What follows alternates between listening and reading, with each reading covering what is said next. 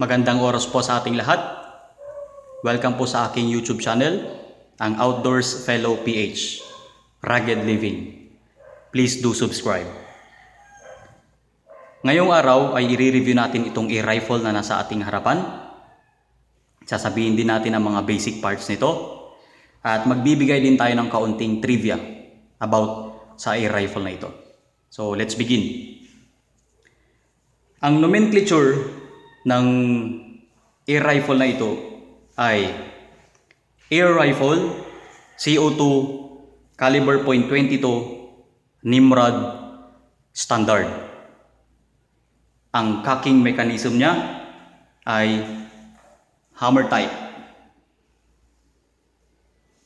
Ang feeding mechanism niya or yung paglalagay ng bala ay lever swing type.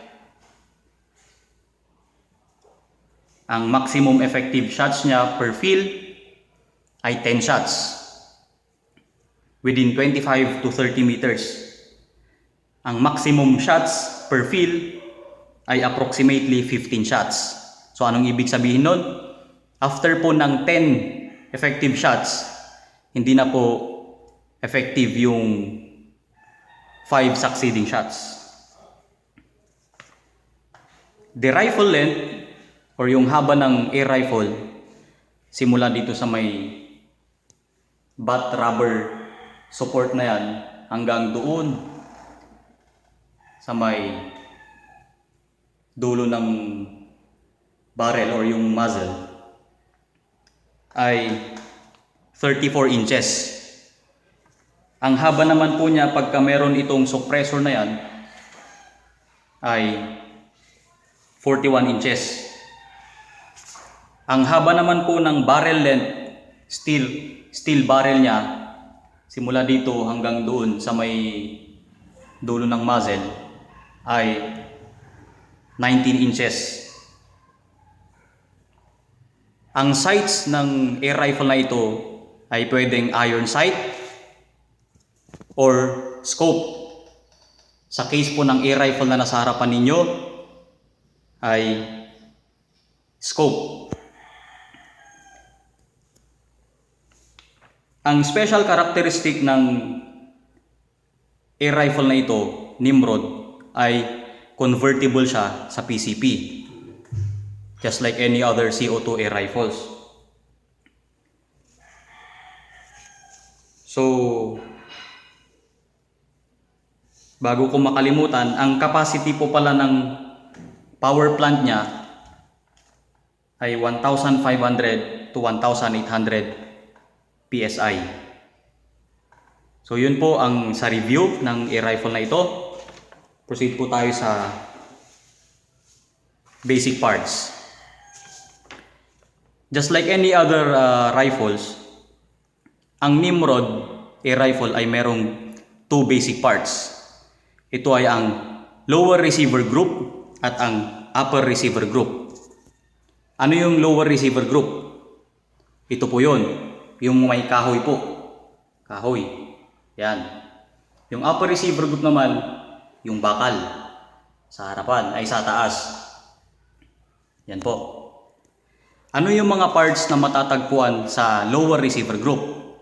Umpisahan na po natin. Unang-una po, nandito po yung butt. Yan po.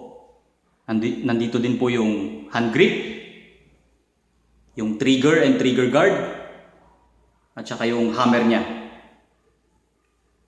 Tsaka yung butt, syempre mismo, yung rifle butt mismo. Yan po. Nandito din po pala yung stock weld. Ano po yung stock weld na sinasabi? Ito po yung pagkasisipat kayo, ito yung pinagdadakuan ng inyong pisngi. Stock weld or chickpeas ang tawag po doon. Proceed naman tayo ngayon sa upper receiver group. Ano yung mga nandito na parts? Scope rail. Siyempre nandyan yung pinagkakabitan ng scope. Front sights and rear sights. Nasaan po ba yung front sight? Nandito po yung sa dulo. tinanggal ko kasi yung iron sights nung air rifle na ito. Yan, dyan po yung front sight. Nandito naman po yung rear sight. Siyempre, nandito din yung barrel natin. Yung barrel, 19-inch steel barrel. Yan, yan po hanggang dito. Ang dulo po niya ng tawag dyan is muzzle. Meron din po tayong power plant. Yan po, yung nasa baba ng barrel. Yung CO2 chamber, kumbaga sa ibang pangalan. Nandyan po din po yung inlet or yung adapter kung saan ikinakabit yung CO2 tank. At yung scope, syempre, nandyan din po. Nandito din yung pellet chamber. Yan. Nandyan din yung swing type na lever natin. So yun lamang po sa basic parts.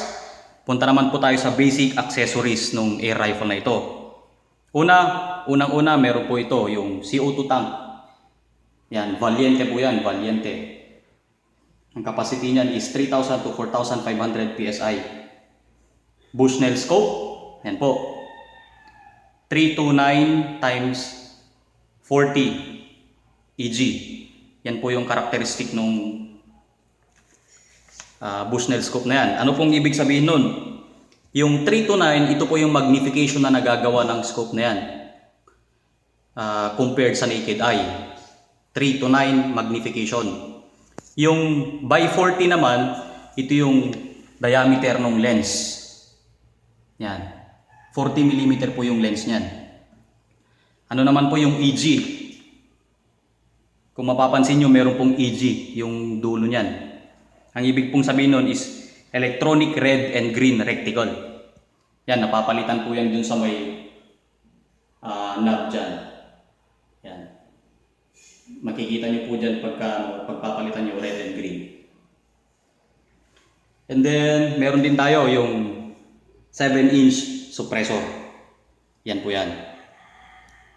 So, yun po ang basic parts ng air rifle na ito. So bago ko po tapusin ang video natin, magbibigay lang po ako ng kaunting trivia. Ito na po. Did you know that the first Nimrod air rifle was first made by Mr. Mario Moli on mid-1980s in Pasig City, Philippines? So hanggang ngayon pa rin po, sila pa rin ang manufacturer ng air rifle na ito. So maraming salamat po sa inyong oras. Naway meron po kayong natutunan sa review ko po ng ating air rifle. Mabuhay po tayong lahat.